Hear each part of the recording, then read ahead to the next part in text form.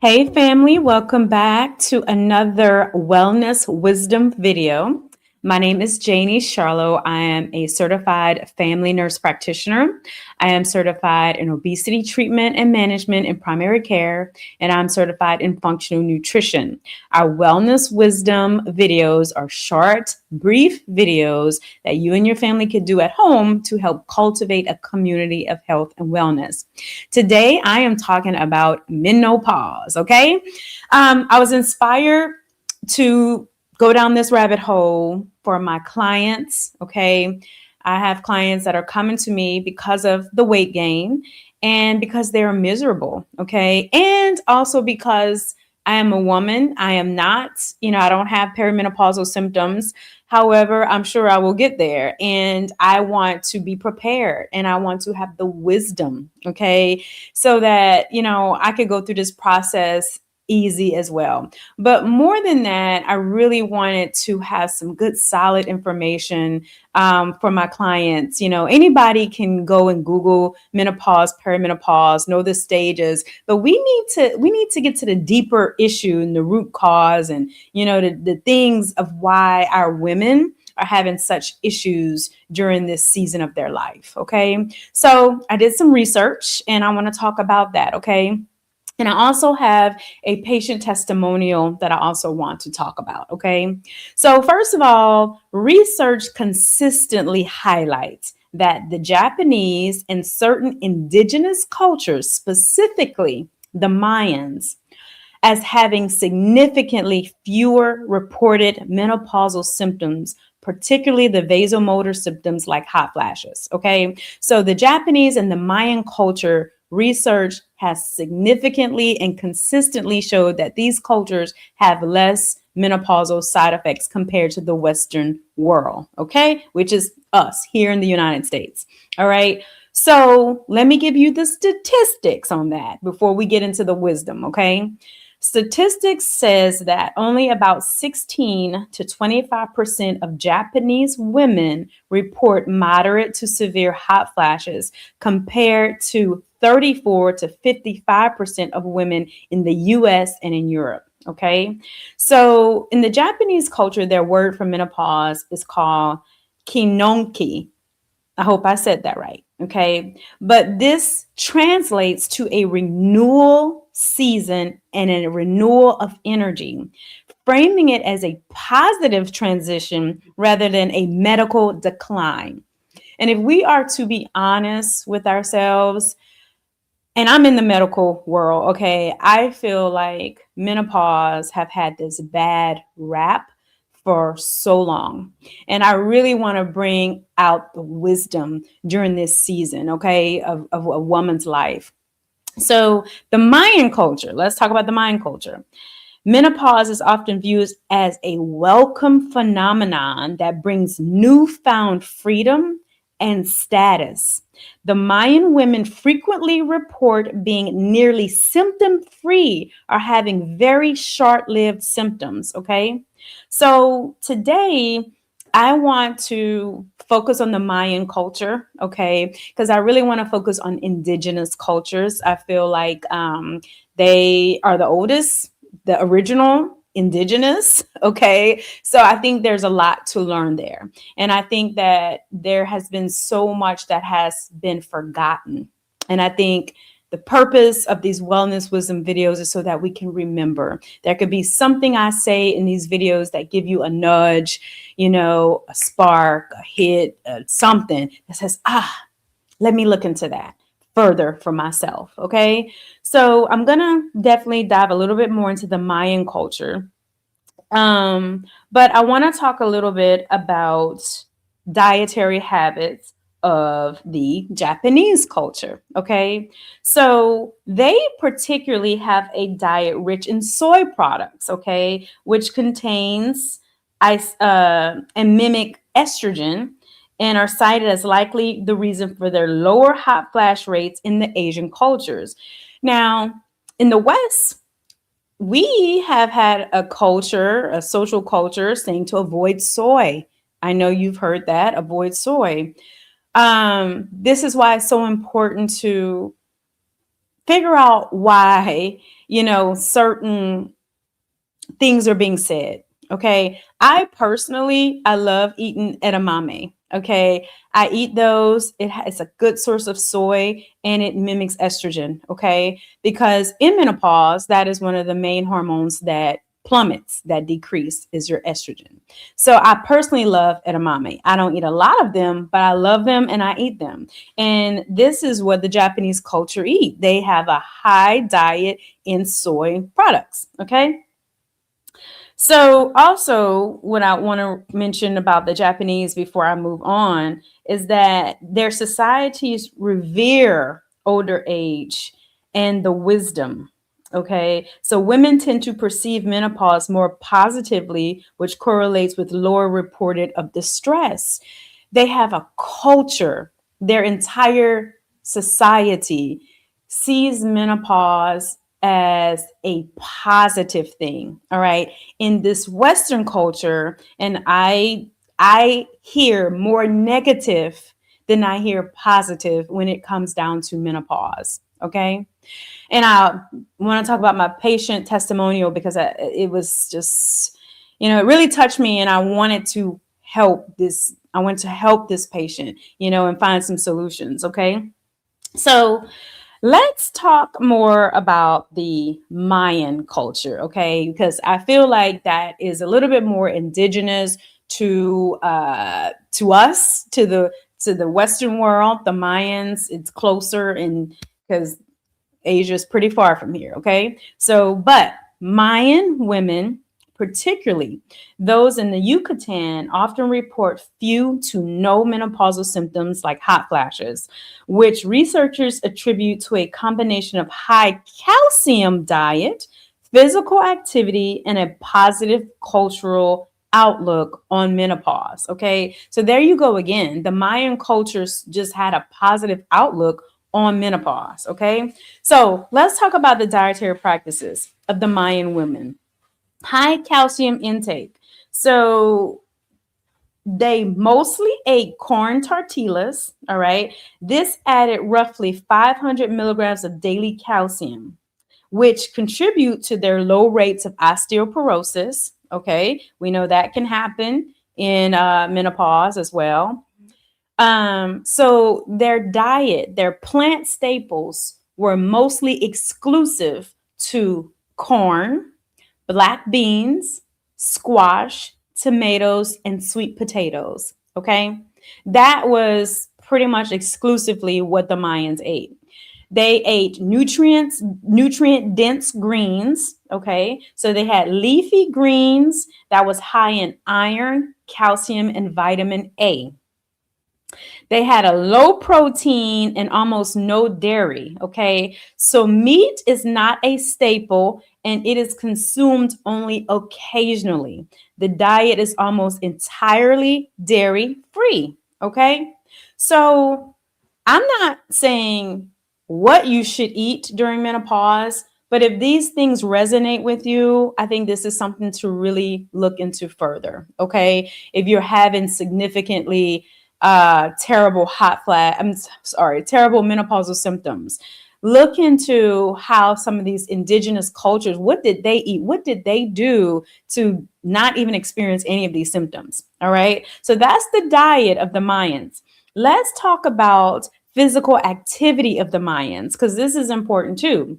They had a lot of weight bearing activities. So, daily life of the Mayan women involved strenuous weight bearing tasks such as hauling water, carrying firewood, grinding corn, and hand washing laundry, which also help to maintain bone density. So I know our modern women is not hauling water, carrying firewood, grinding corn, and not hand washing laundry. However, you can substitute by doing strength training, okay? Do some strength training. You cannot just do cardio and not lift weights and not have some type of weight bearing activity. All right. This is going to protect your bones as you go through menopause. Okay. So, weight bearing activity. The Mayans had strenuous weight bearing activity. Okay. Let's talk about some of their herbal treatments because they didn't have hormone replacement. And I am not saying do not do hormone replacement. I am saying these are some alternatives, okay? And I'll go back to my patient testimonial because we talked about hormone replacement and she had a reason for not wanting to. And we found some other solutions for her. So, herbal treatment, okay? Ginger teas to ease hot flashes and night sweats. They did hibiscus to help with the nervous system, all right, and insomnia. Because we do know that if you have not kind of looked at some of the anxiety, the nervous system is in overdrive. So the Mayans use hibiscus to help with the nervous system, to calm the nervous system, and to help with insomnia. And they use bitter orange in their baths and also in their teas to relieve night sweats. Okay. Also, they did some body work. So the midwives would do lower abdominal massages and steam baths to treat cramps and menstrual irregularities during this transition, during the menopausal transition. Okay. So weight bearing activities. Okay. And herbal teas like ginger, hibiscus, bitter orange to help with some of the hot flashes, the insomnia, the tensed up nervous system, the anxiety, that kind of thing. Okay. And the Mayan culture's perception regarding menopause was a positive milestone. Okay. Mayan women often looked forward to it as a renewal that brings freedom from childbearing and elevated social status, allowing them to become spiritual leaders or wise women in their communities. Okay. So it's so important to really understand how some of the indigenous communities didn't have hormone replacement, didn't even have some of the symptoms our women of today are having. So what is it we need to remember? What is it we need to bring back so that we don't have these same issues? Okay. So spiritually, the Mayan women, okay, there was a spiritual belief is that when the Mayan women enter menopause they access their shamanic and healing powers. Okay. So retention of power, it is believed that during childbearing years, women use their life-giving blood to create children. And if you have a child or more than one child, you know you use a lot of energy and a lot of blood to create your child. Okay. At menopause, women can begin to retain this wise blood, keeping it to themselves for powerful energy within to cross this threshold into wise womanhood. Okay. So that's important to really, really understand. Also, the Mayan women had sweat lodges. Okay. They had communities where women would gather, they would do rituals, they would do chants, they would do a lot of things to help reset the energy system, to purify the body, and to help with the nervous system. And they also did spiritual baths. All right. They infuse a lot of plants, flowers, prayers to cleanse the soul of spiritual dis-ease. All right. These baths were often left in the sun or moonlight to increase their vibrational healing power. So those are some of the things that the Mayan women did. And research, all right, it's not what I'm making up. Research is consistently showing that the Mayans, indigenous culture, and also the Japanese Asian culture has the lowest rate. All right. I read the statistics earlier of menopausal symptoms compared to the women in the US and in Europe. All right. So I think there's something to learn there. I think there's something to at least, all right, look into if you're having any issues. All right. Now, I want to talk about a patient testimonial. Had a patient, okay, that was miserable. I mean, extremely miserable. She said she was snappy with her husband. She was snappy with the people at work. She just was unhappy. She said that she hadn't had sex in a year with her husband, but she said that her and her husband had a good relationship. She just there was no urge. She hadn't had it. There was nothing.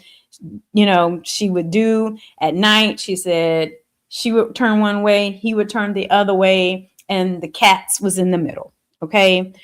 And she just felt extremely, extremely miserable. She did not want to take any type of hormone replacement therapy because of there was some history of cancer in the family, and she just had a fear of doing hormone replacement. Okay. Because there was a family member that had taken hormone replacement and ended up with a breast cancer. I think it was a breast cancer. Okay. But it was a cancer, and it was, you know, this person did take hormone replacement. However, we're not saying that the cancer was caused from hormone replacement or not. This is the patient's concern that it could have been. Okay. And so she did not want to take hormone replacement for these menopausal symptoms.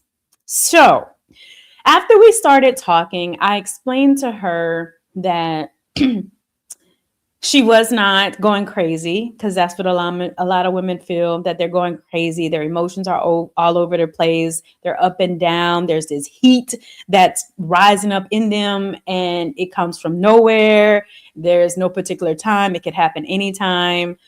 She said she was carrying around her personal fan. There's these little small fans that women carry around. She was carrying that around. She said that didn't really help, but she did do that. So when we got down to things, and one of the things that I learned during my research is that, of course, all the things I talked about, the strength training, the diet, definitely slowing down to turn your energy inward. Okay. If you try to go against nature, okay, it's going to be a uphill battle. Okay. So your body is naturally changing during this time. You got to go with the change. You can't go against that change, or you will be miserable. It will feel like a fight. Matter of fact, that's what she said. It felt like there was this internal fight in her, and she felt miserable. And she felt like she was going crazy. And I assured her that she was not crazy, that everything she was going through was perfectly normal, but there were some things that she could shift and do to help. Now, we talked about her not having sex for over a year. I asked if there was a reason for that. There was no reason. She just didn't have no urge. I guess her husband didn't try to force it, because she said she was always snappy with him anyway. And so I guess there was just no intimacy there. We talked about intimacy during this perimenopausal stage. It is important, okay, women, when you are having these symptoms, because when you have intimacy, and I'm not even talking about complete sexual intercourse, I'm talking about true love in your life, all right, where you could hold hands, you could hug, you could cuddle. Even if you don't have a partner, if you could have love in your life in other ways, okay? You have grandkids you can love on, you have, maybe some things going in your life, you're into some purpose that you love, maybe you love your job, but true love in your life. What that does is help your body to produce oxytocin.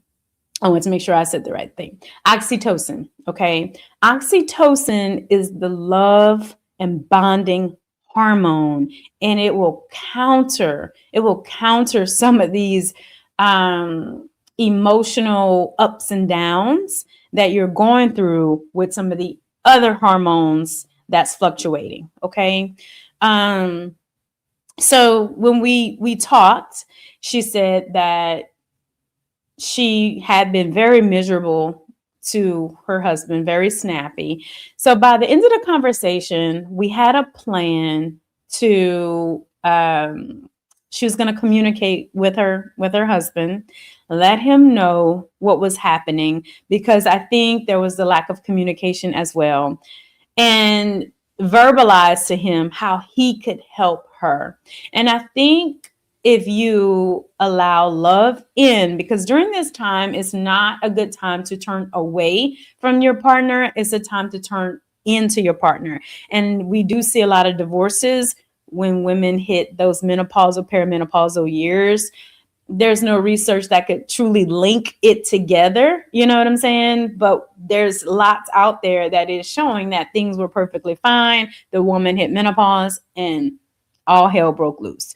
So it's a good time to turn towards your spouse and not away from your spouse. Communicate with your spouse. Let them know what's going on. Verbalize as much as you can on how it feels, like your emotions are up and down, what it feels like to feel this heat rising up in your body, what it feels like to have the sweats. And also try to create that intimacy. You have to allow your spouse in, which means you have to be vulnerable with what you're really, really feeling. And if you are with a compassionate man, a man that truly loves you, truly understands, that man will understand and he will try to help. I have even had males ask me, what can I do to help my wife?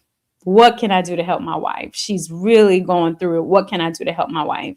And the best thing I could say for the men out there is to be loving, to be compassionate, keep the communication open. Honey, is everything okay? Like, are you feeling okay today? You know, do you feel like this is related to menopause? If you notice she's snappy, that kind of thing. And I think it's important to keep that communication open, but turn towards each other. Keep the intimacy there. Be vulnerable, women. Express what you're feeling. Express what it feels like internally, emotionally, physically, spiritually. Also, if you are at a point in your life that you need to evaluate some things, maybe it's time to let go of some of the outward energy that you've been putting out that served you during childbearing years, that now as you're approaching menopause will not serve you. Maybe it's time to reevaluate what activities are going to be best to suit you as you go through this natural process. You cannot go against the grain because you're going to be fighting. Go with the flow of this natural process. Learn about it, read about it, talk to other women, talk to your healthcare provider. There's a lot out there now. Some women are doing hormone replacement. Do what's best for you. Talk to your healthcare provider. I'm not giving any advice on what you should or should not do. This video is simply for tips and tools, okay?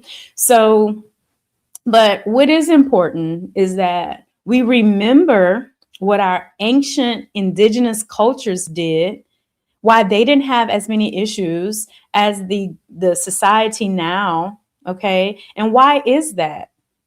All right, why are women having so many issues? And if you are a woman out there that's really suffering, you know, get some help. Talk to somebody about it. See what type of plans you can put in place. There's so many things out there that you can do now that you don't have to suffer. But I will tell you, you have to do that internal processing. You have to do that part. Got to do it. So this is a longer video than normal for wellness wisdom, but I wanted to share that because I've just been down that rabbit hole helping some people I know, family members, patients. And like I said, I'm a woman. I'm not there yet, but when I get there, I want to be armed with all the tools that I need to get through that. And one other testimonial, I have a patient that's in her 70s that had a cycle well into that age, okay, that is now just talking about having menopausal weight gain and going through those symptoms. She hadn't had any issues. So who says that your cycle has to stop at 50 or 55? Who says that? I think that if we take care of ourselves and we honor ourselves and we speak to our womb and we have a a true alignment with our womb, we could maybe maintain our cycles well into our 70s, right? So I think that there has to be a true realignment and reassessment on menopause and a cultural change on how it is viewed. One last thing I want to say is that um, a lot of women would go to their doctors. A lot of the doctors were male doctors, and women were written off as just having depression. So they were prescribed antidepressants, right? And not understanding what was happening with them, that this was normal. This was an energy shift. This was a realignment. This was a spiritual activation, right? And that energy was being reverted into the higher energy centers of the body, right? But if our healthcare providers aren't conscious or aware of that, especially males, they're never going to experience menopause in their entire life. They wouldn't understand what that feels like.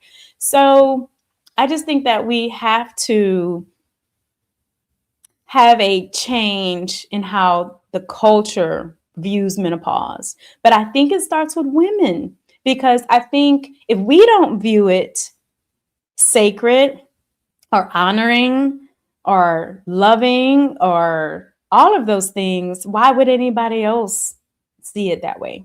So I think collectively, all women have to view menopause or this shift in a new light, a rebirth, a renewal. All right. So that's all I have. All right. For this episode of Wellness Wisdom. My name is Janie. If you need any help, please contact us. You can find me on Instagram at nursepractitioner_hired. You can find our website at nphired.com. And guys, until next time, stay well.